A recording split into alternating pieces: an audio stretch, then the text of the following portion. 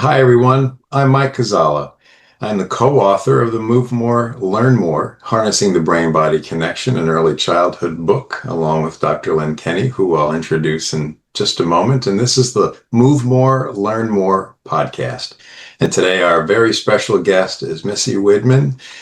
Missy and I have known each other for a very long time. We're so excited to have her here today.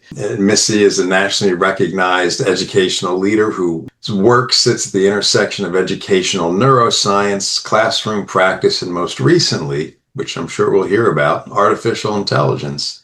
With a doctoral degree specializing in educational neuroscience from Northeastern University, in Seattle rather than Boston, and over 2 decades of experience in K-12 and higher education, Missy bridges research with practical application. And now let me introduce my co-author and co-host, Dr. Lynn Kenny. Thanks, Mike. Missy, we're so happy that you're here today. I'm really excited for this conversation. For our colleagues in our community, can you just tell them a little bit about who you are and what you do? Yeah, I'm an educator. I've been a classroom educator in health and fitness since the 1900s. So I've been doing this for a while. And now I'm a visiting assistant professor at Pacific Lutheran University in kinesiology department. So it's really what I do is I bring movement into learning spaces, and I've done that for a long time. The connection, I'll talk about the connection with Mike because it really matters for my direction, my trajectory, and how I do my work. But Mike came in, I think it was 2011, Mike. I really can't remember the exact date. We need to look it up. But I think you're right. Yeah, something like that. But you came in and talked with our district, Bethel School District in Spanaway, Washington. You came in for a one-day event on the kinesthetic classroom. And by the end of that event, I realized that movement was essential to learning. That's what I got out of it. And after that, I really started diving in. I read the book Spark by John Rady. I started getting into the research around neuroscience and how learning happens. And then it wasn't very long until I met Kiran Omani. He was a researcher at University of Washington, a cognitive learning scientist. And we just kind of merged ourselves a little bit. He was more like how the brain learns. And then I was more like kinesthetic classroom coming from Mike's world. And so we kind of merged and we created these institutes for educators. And that's what we've been doing ever since. And that's why I keep following both of you. Lynn, you and I had a cup of tea in California one time. We just met up because I knew you were working alongside Mike and I wanted to learn more. And so I've just been following you and bringing all the work that you're doing into classroom practice and working alongside other teachers and supporting them as they bring movement into their classrooms too. What are some of the foundational tenets of how you bring movement into classrooms? Great question. And it really comes back to instructional design. So when we are putting classrooms together, oftentimes, I'll just say this, like when I learned how to teach, it was really about like standards and objectives and outcomes. And that's fine. That's great. That's a really good start. And then it was more like you talk and the students listen and take notes. And what we know about neuroscience and how the brain works is if we are not experiential in that learning is not transferable to future events. So I can use the example of the neuron. Mike taught me the neuron, which I still do today with my students, where I could put a neuron on the board and label it 1 through 6 and say, label the neuron. You did this as a sophomore in high school. You should still know it. And my college students are like, oh, can't remember. And so what I do is I give them an opportunity to be kinesthetic, to be together in community as they're labeling the parts of the neuron together. And it's an opportunity for them to mirror each other. So all of those things that we bring in to our classroom that allows people to be connected and communicating with each other, allows people to mirror each other, allows people to be in that little bit of challenge or productive struggle, like what were these called? Those are the things that we know create a neurobiological change in the brain that is what we know of as learning. And then those neural connections that are created are those that we call upon in our future when we are bringing what we've learned in K-12 or in higher ed or technical college and bringing it into future of work. And Missy, Between AI, more screen time, like how are you navigating this space as a professional educator? I was one of the first people in Bethel to have the iPads in a pilot program, and I just happened to get the iPads. I don't know why. I was pulled out of a hat. Oh, Missy takes the iPads. I just signed up for the pilot. And I loved the iPads because they came into the classroom and I didn't have to deal with classroom management. I just like put the iPad in front of the kid. They just, you know, did this with the iPad and they were quiet. They were engaged. They were learning. And in hindsight, I realized that was the start of digital isolation with our students. And what we're finding now is that the skills that were transferable when kids are in a classroom, when they're talking with each other, when they're working on a problem together, when the classroom is messy, when the classroom is loud, when the classroom has a lot of movement, mm-hmm. All that stuff that used to kind of annoy me as a teacher, like, oh, can you just be quiet? You know, we would beg our students to be quiet. Like, I'm getting evaluated today. Can you just not talk? Can you just not talk? And so when the iPads came out, I witnessed the digital isolation and I thought it was a win. I was like, yes, finally they're quiet and they're learning. And now in hindsight, it's like, whoa, we were isolating those students in a digital device. And that was really kind of the start of what we're seeing now when we are noticing all the screen time. And by the way, I'm not picking on students about screen time because we are all in this space where we are on our devices constantly. And so now that we're moving into this space of AI, that dependence on that device is becoming even more so. And I've been really curious about it as I've been, getting assignments from students where they leave the AI prompt in and it's like, oh, you asked AI to give you the question or give you the answer, and you didn't even read what it gave you.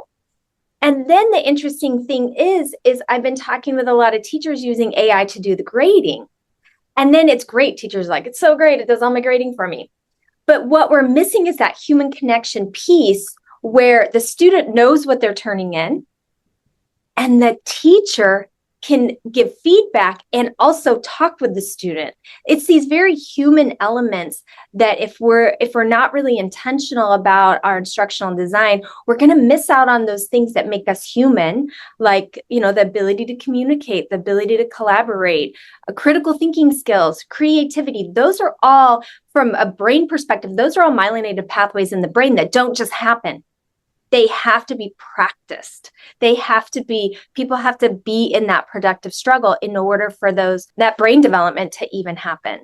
I have a controversial question for you guys. Ooh, yeah, I love it. Go. Based on my experience right now, interacting with university students, I am wondering if AI is making us lazy. I'd like to bring in a couple of vocabulary terms that I've really been thinking about a lot. And it comes out of Rebecca Winthrop. She did research at, it's not coming to me right now. It's okay. Rebecca Winthrop. If you Google her, it'll all come up. Brookings Institute. So the Brookings Institute did research on AI, and they were it's a pre-mortem to see like what they think the impact of AI is going to be. And there's a couple of vocab words that she brings in. And, we hear about like cognitive outsourcing, where can you just, I can cognitively offload, like, can you just write this email for me? I can outsource, where it's just like, can you do all the thinking for me? And that's great for us as adults because like, sometimes I want to offload. Sometimes I'm like, I'm just tired, right? But what she helps us understand is when students are doing this, when, K-12 students are doing this, this is causing cognitive stunting, where the neural connections that I have in my brain, they might prune, but pretty much the myelination is going to stay there and I can come back to it. I can remember something. I can kind of spark those neural connections and get it back. But with that cognitive stunting, then that is where the neural connections that maybe you and I take for granted, they don't get it all. And let me give you an example of cognitive stunting that I see in my own child. I love my kid so much. He's 21, coolest kid on the planet. The kid cannot answer a phone. When I call him, he picks it up and is quiet. And I'm like, hello, buddy? And he's like, hey.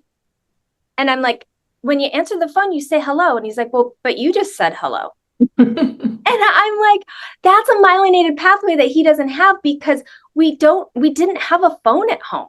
Mhm. There was never a phone that rang in our house. We grew up without a phone because we all had our cell phones. And so we did most of this, the texting back and forth. And so when it comes to him answering a phone, that's a myelinated pathway. He's getting better because I'm like, buddy, people, this is a skill you have to have. He's going to get better. And it's kind of a simple idea and it's kind of funny, haha. Mhm. But when we start thinking about the executive functions that students need to have that support their 21st century skills and that are necessary for the future of work, that cognitive stunting can really impact their future. And what's interesting is the effect size for one-to-one laptops is not that high. And I'm reading more and more about the cognition of today's generation and what technology is doing to that, changing it. It's just interesting to watch all this happen because we're living it in real time. We're not going to know the full effects for a little while. But moving maybe a bit away from technology back towards the classroom environment, in your view, all the experience and education that you have, what does movement in a classroom actually look like? Okay, so I do want to come back to the technology question just for 1 second, and then Please. let's go back into the movement one. Technology is not something we can just take away. And I'll tell you why. I've been doing a lot of listening sessions. I've been doing listening sessions with students, with teachers, with parents, and with people in industry. And I'm noticing a gap. And the gap is that when students are leaving their educational path and they're moving into industry, there's a couple things that industry is expecting them to have. One is some digital hygiene. Know when to put your phone down, know when to put it in your pocket, know when to be available by your phone. The device is not something that's going away in industry. Everybody in industry, those that I've talked to, is using a device in some way, and they need people to be able to use that device with a certain level of digital hygiene. Mhm. So we're in these spaces where it's like, we got to take all the tech away. And I'm mostly secondary, by the way. So when it comes to elementary, I think that's a little bit different. But when I think about high school students, I mean, I've worked mostly in alternative ed. I have high school students who have kids at home themselves. And to tell them that they have to put their phone away for the whole day, they're sometimes that creates quite a bit of a stress response, just like it would for me. If you told me I couldn't have my phone, I'm like, okay, I have an emotional attachment because of my baby boy. What if he needs me, right? And so really recognizing that the phone it's not going away. It's not changing in industry. Industry needs people to have these skills. With that said, I think there are lots of opportunities for us to teach digital hygiene in classrooms that is a transferable skill to industry. I also think there are lots of opportunities that we can get messy with our students through movement. I'll give you an example. Yesterday, I want my students to understand motor learning. So we're talking about motor behavior and kinesiology, and I want them to really understand motor learning. And I could sit there and have 125 slides and click through the slides and say, okay, we only have an hour. Hurry up, get as many of these notes as you can. We got to move. Or I can create a learning environment that allows them to be experiential in the learning. So I'll give you an example. I had a picture of a flip phone and then that said knowledge underneath. And then I had an example of a text that where it was like, remember the flip phones where it's like JKL, NOP, where you had to text with that. And so they would go to the right or the left, depending on if they were in space of knowledge or understanding, because knowledge does not equal understanding. And that's part of the big idea that we're going. So they had to think about their experience. Another one was a stick shift knowledge. Okay, you know that there is a stick shift thing. It's a thing. And then a stick shift on the hills in Seattle with somebody behind, where now all of a sudden you're like grinding your gears and you're scared you're going to roll back on the person. So really understanding, having students experience it going, oh yeah, okay, I have knowledge in this area. And then I have understanding in these areas. And then that knowledge does not equal understanding is a concept that we're bringing forward in all of these different areas. And now I can come back and say, remember when we did that activity of knowledge versus understanding? Now they've experienced it. They've embodied that learning. They've been able to connect it to their own funds of knowledge. And now, because they've been able to do that, now they can transfer it over. And I'm very intentional about bringing as much movement in. And this movement was left and right of the classroom, right? Mm-hmm. Like we do that kind of stuff. But you know what is also movement? This talking. Mm-hmm. And oftentimes we don't give students enough time to talk to each other, to listen to each other, and what that even looks like. Mm-hmm. So those things that we bring into our classroom every single day that create this experiential learning where you get up out of your seat, you turn and talk to the person next to you, you experience something, you experience a productive struggle together that then we can translate into other areas when we're talking about challenge and productive struggle. Those are the things I'm creating in my classroom every day. So then we can go, remember that time? Mm-hmm. Do you remember what that felt like? And then they're like, yes. I bet they love you. I bet they. Okay, so we're getting toward the end of our time. I know that you have a lot of exciting things coming ahead, and I want all of our community to be able to join you in the learning. So can you tell Mike and I kind of what's ahead and then what resources you'd like to share with the community as well? Okay, can I tell you what I'm most excited about right now? Yes. Please. We have our Stronger Together event at 4:30 Pacific time. It's an event we do every year for teacher appreciation. It's a free event. We invite all community families, parents, teachers, anybody who cares about kids, anybody who cares about education. And Mike and Lynn, you're both coming to present at that. So I'm so excited about that. I can't even tell you, it's such a full circle moment for me. So that's one. And then we have all of our institutes in the summer. So we have upcoming foundations. It's our Neuroscience Foundations Institute, where we really look at the neurobiology of stress and the impact of stress on learning.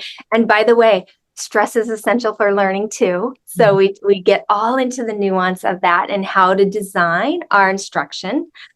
Then we have our Neuroscience of Equity Institute, where we really look at the neurobiological impacts of inequities on our brains and our bodies, and really able to translate that into our classroom practice with our students. And then that's in August. And then in August, also, we have a virtual event coming up, which is the AI Cognitive Institute.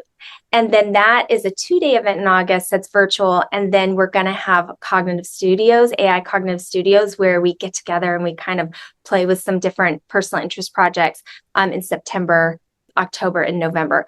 By the way, that was a lot. And it's all at neuraleducation.org under our offerings. And you can get registered today. Thank you so much, Missy. That's fantastic. We're very excited to join you for that gathering. And it is a full circle moment. And I reflect on those days as well. When I was first starting out, Kinesthetic Classroom came out in 2010, and Bethel took a chance on me, and it was fantastic. I think I came back the next year, and it's been fun. Missy, but I think you don't know this. He just said 2010, Mike did the kinesthetic classroom. 2009, I was working in pediatrics, and I had what I called the kinetic classroom. And it was actually a bag of tools that I'm going to take the bag, the kinetic classroom bag. And then within that kinetic classroom, I started doing trainings. And then when I learned about Mike, which was after that, I was like, how alike are we? We are like using the same name for our brand. I mean, what? Yeah. So, and Neural Education is such a great brand too. So love it. All right, you guys, we got to go to our other Zooms, but thank you warmly. You are an absolute delight, and I can't wait to participate in your institutes and learn more about you, and really keep getting you on the treadmill to finish your book. Yeah, I'm on it. All right, have a great day, Mike. Thank you. You as well. Thank you, Bye, Missy. everybody. Bye.